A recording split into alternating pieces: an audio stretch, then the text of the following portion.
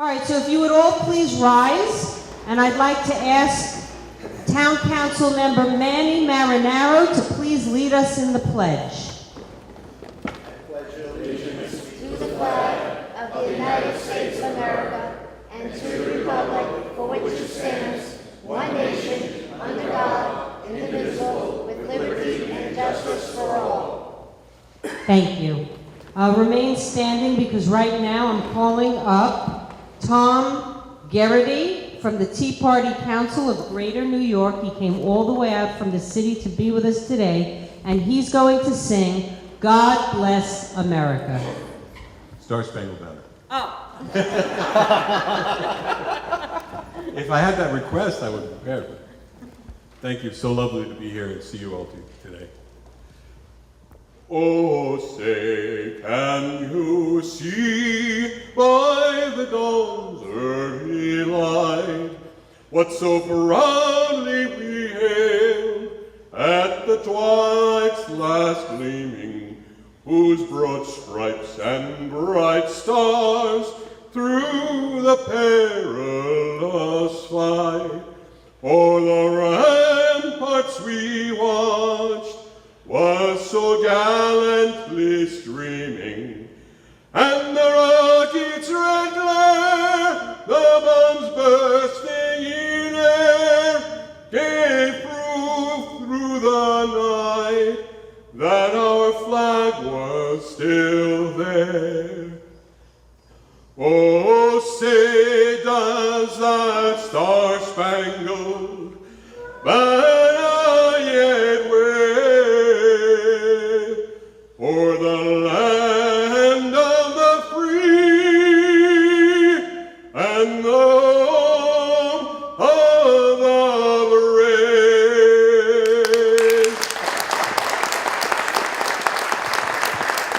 Thank you, ladies. Thank you, ladies. Heavenly Father, we ask you to guide us all in our hearts and minds today to be open and listen to what the speakers have to tell us, and to continue our lives by trying to implement your will in relationship to the information that we find out today. Please bless us, our country, all our elected officials, that we follow your guidance in all we do. Amen. I would like to give special acknowledgement to certain elected officials. Some of them are here today, who have done extraordinary work in their towns regarding these issues that we're here about today. One of them is Lisa Milikai. She is town council for Pleasant Valley. Lisa, where are you? Right There you are.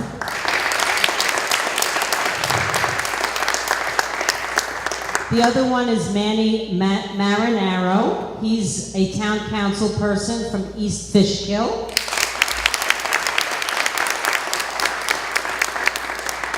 One that could not be here today that I'd like to give mention to, who does great work in this regard, is Kieran Laller, also from Dutchess County.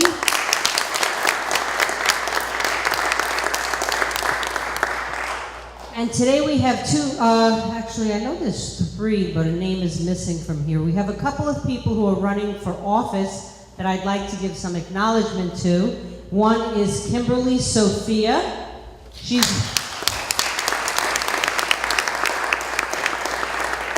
a candidate for Clarkstown Town Justice. Wow, good girl. And then we have Deborah Torres Henning.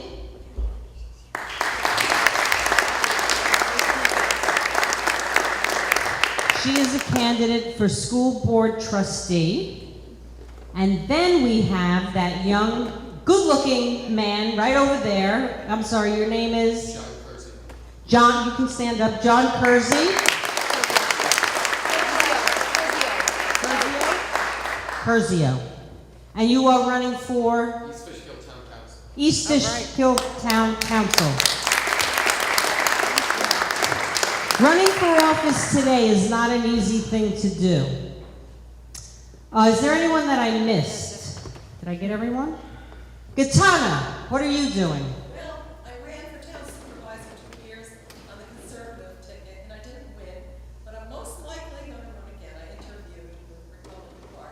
For what position? Town supervisor, town sorority.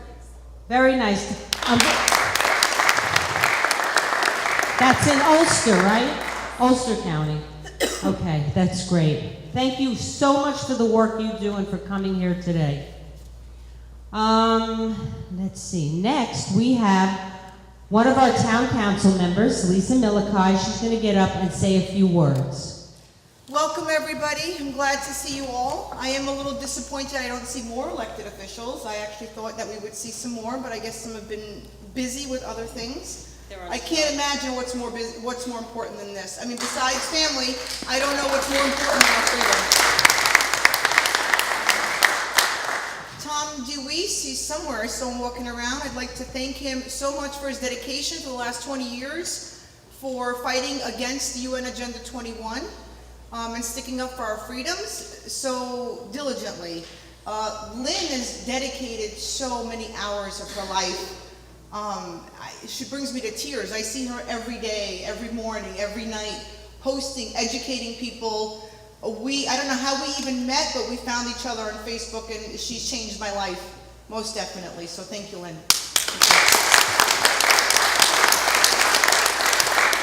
Okay, so I'll let you know a little bit about myself. I'm an elected official, a councilwoman in the town of Pleasant Valley. I'm a president of First Insurance Agency, located in Pleasant Valley, New York, and I'm a real estate property investor.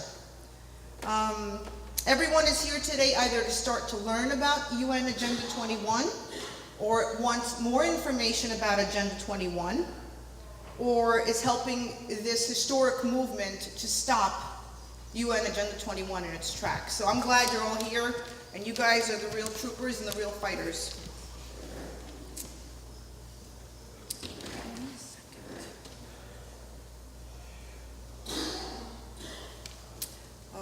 I can't forget mentioning this. This is really important. Tom DeWeese from the American Policy Center really has so little funding. He's a small organization with a huge impact to our freedoms, and I ask that everybody donate something today, even if it's just a cup of coffee worth of money, an expensive cup of coffee, Starbucks kind. I ask that you please donate. It's very important that Tom keeps doing what he does so we can do what we do. We're learning from him, we're learning from Lynn, and we'd like to carry that on. And we share things on Facebook, not because we feel the need to say something, but we share it because we all learn from each other. That's how I learned. So it's important if you could all, just a little donation would be great. My father passed away last year. When I was a child, he used to always tell me that you can achieve anything you want to achieve, but can you maintain it? And I think that's come across in my life so many times in so many different ways, including here today, as I was putting together some notes driving here. Well, he was driving, I was writing, so I was not driving and writing. While our founding fathers were crucial to our existence in this free country, we are crucial to its maintenance of this free country. And we cannot forget that. They found this country, they gave us the freedom, and now we need to maintain it. And it's up to all of us. And I think the stormtroopers showed up today, and I'm very proud of you guys. Cannot go on without mentioning this, because it irks me every single day. The Department of Homeland Security has us defined and labeled as terrorists. The patriots and the freedom fighters are terrorists. So what do I have to say about that? I say, so what? I say, if we can elect the right people, we can defund them. Yeah. Agenda 21, when did I learn about it? Almost about 2 years ago. I had this friend from California who doesn't even use his real picture. He's an older gentleman, and he shared an article about UN Agenda 21, which I had no idea what that was, what he was talking about, but it was 5 in the morning. I was having my coffee. I decided, let me read it. Let me see what he's got to say. And I read it 3 times, and I rubbed my eyes and said, maybe it's just too early. I didn't get all this, but it looked like some crazy program they have going on. So I got to work later that morning, put on my computer. I went to the United Nations website. I was familiar with it since I had researched a few of their resolutions in the past. Looked up Agenda 21. There it was, the booklet, printed it out. I got to about page 5 to 10, and I stopped reading. I understood everything I needed to understand at that point. A lot of the issues that I've seen going on were pretty clear to me at that point. I was able to connect the dots, and then I just kept learning from other friends, such as Lynn on Facebook. So we're learning from each other in the most oddest places, and I'm grateful that I'm not really that great on Facebook, but I'm grateful that I was on it at that moment, and I read about it, and that we're continue this movement. So I do want to mention that we have a really strong movement fighting against Common Core, which I can't tell you how much I hate Common Core. And it goes against the grain of our country. We have a lot of Second Amendment supporters. We're fighting against the SAFE Act in New York State. We're fighting against overtaxation. These are all wonderful. They're just symptoms of a bigger poison, a bigger disease. And that is the United Nations Agenda 21. We need to put that out. Because I have diligently researched all of these items. They're all tied into the UN Agenda 21, including the open borders in Texas and the actors they use. There was a summit there in April before all this erupted. So all of it is tied into it. So what is Agenda 21? I'm going to leave the real definitions to Tom DeWeese because he's much more eloquent than I am. But I do want to touch base on some things maybe somebody doesn't realize what it really is. So it is a Marxist movement to undo our way of life. If you wanted to do it in one sentence, that's the one sentence. So it is an intentional elimination of the middle class. It is a real estate bubble by design. Property tax cap by design. Overtaxation, you guys get this by now? By design. Open or no borders by design. Poisoning our food supply by design. Fluoridation of our water by design. Confusing our children by design. Eliminating the exceptionalism of our people by design. Hijacking our religions by design. Hijacking true environmentalism by design. Property rights elimination by design. Depopulation device by design. Exactly, thank you. Control all of our land through mergers of land conservation and preservation by design. Control all of our waters by design. Overregulation and zoning by design. While it is called many things, the green movement, sustainability, the list goes on in the thousands of names they use, I will always call it what it was meant to be called, UN Agenda 21. There's no way around it. Sustainable. So this sustainable movement, what's not sustainable? The federal government is not sustainable without us. State government, local government, they need us. They're not sustainable. Yet they're pushing a sustainable movement. Think about that for 1 second. So what is sustainable? Not very many things. The earth that God created will keep turning, and the sun will come up every single morning. That is sustainable. We may not be here to see it, but that is sustainable. Every man, woman, and child must have the will to go against the movement that is trying to take away 100% of our God-given freedom. If you can stop for 1 minute and realize why anybody immigrates to this country, it is to be able to own their own property with all of the property rights. Not part of them, not some of it rezoned out, but all of it. They also want the option to be able to work wherever they want, whenever they want, how much they want, and have any kind of job they can imagine. That is America. We must not allow any party, any elected official to dismantle our country and our freedom. The United Nations, think about this. United Nations. We are not the United Nations. We are the United States of America. We must continue to work towards defending this defunding this non-governmental United Nations. Thank you. God bless America. Thank you, Lisa. Oh, you're welcome. Okay, so I'm going to take about 5 minutes of your time and just make a short introduction, because what I would like to do, Tom is going to be talking about this subject when he gets on from a much larger perspective, and I want to try and bring it home, because we're here in the state of New York.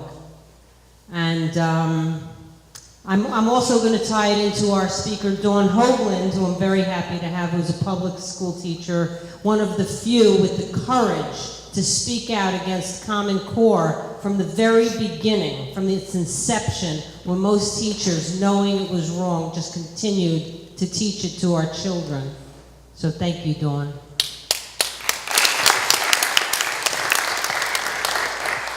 Okay, so as you know already, I am thrilled to see all of you here today, and I welcome you.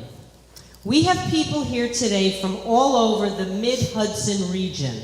When did we start calling it that? You can't even remember, and nobody knows. Not only Rockland, but Westchester, Orange, Dutchess, Sullivan, Ulster, Putnam, Long Island, and even the city. And welcome and thank you for making the trip to be here.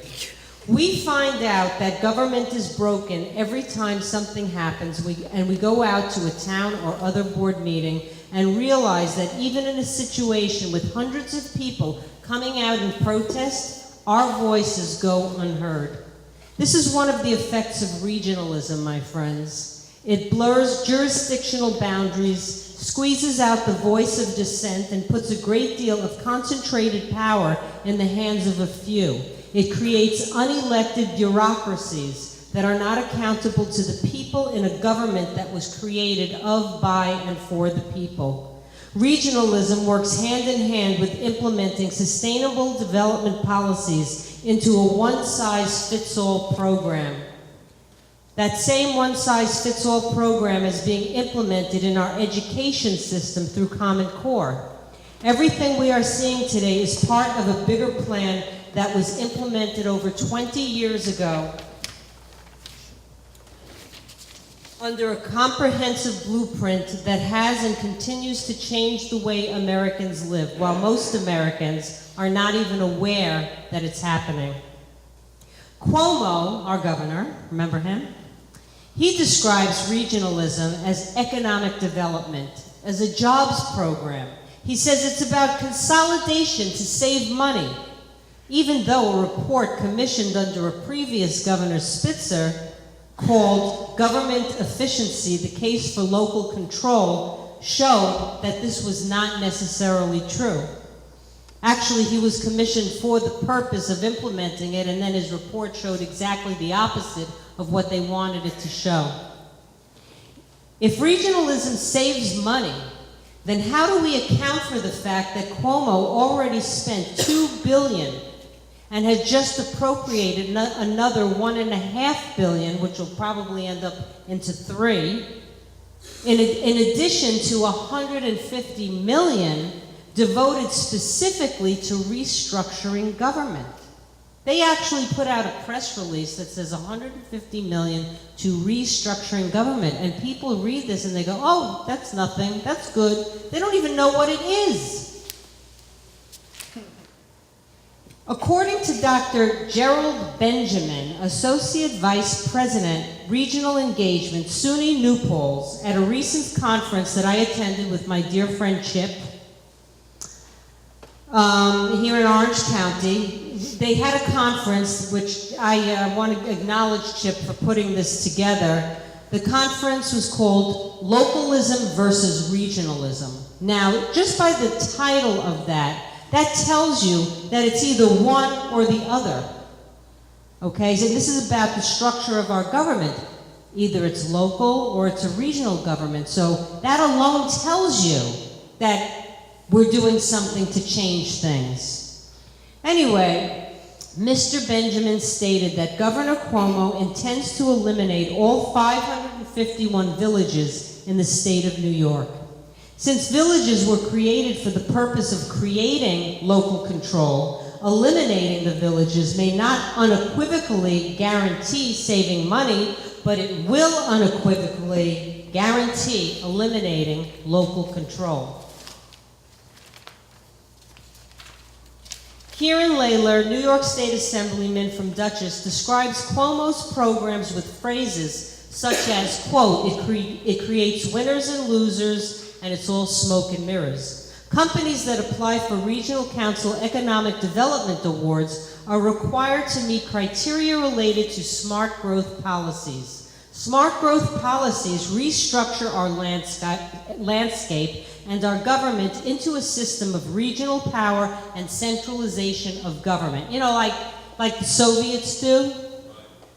Yet, the Regional Council website describes itself as, quote, a community-based, bottom-up approach to government. Well, it's either one or the other. Is there any way we are using, if there is any way we are using home rule, it is to transform our government into one in which home rule is eliminated.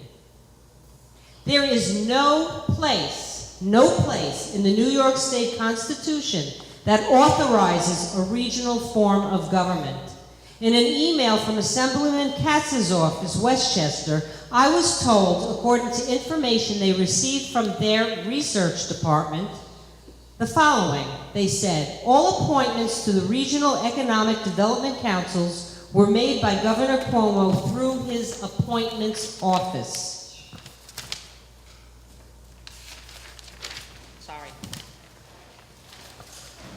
They were not created by any mechanism such as legislation, the state budget, or by executive order. He unilaterally, and this was in their email, he unilaterally created them by press release and executive appointment.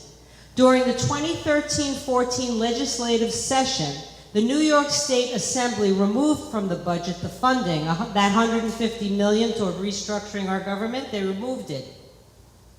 However, Governor Cuomo forced it back in. Now, does this sound to you like a community-based, bottom-up approach to government? No. I must be missing something because it doesn't seem that way to me. So what is really transpiring? This is what we are going to explore today. Today we are going to connect the dots and show a bigger picture as to what we as a people, a village, a town, a county, a state, and a nation are facing and what we can do about it. I hope you enjoy the program, and I hope you will consider once again donating to this worthy cause, because Tom DeWeese is one of the leaders, the greatest leaders fighting this movement for over the past 20 years. And one of the reasons we brought him here, as I said, is to help him raise some money. All right, so anyway, that's it. That's all I have to say.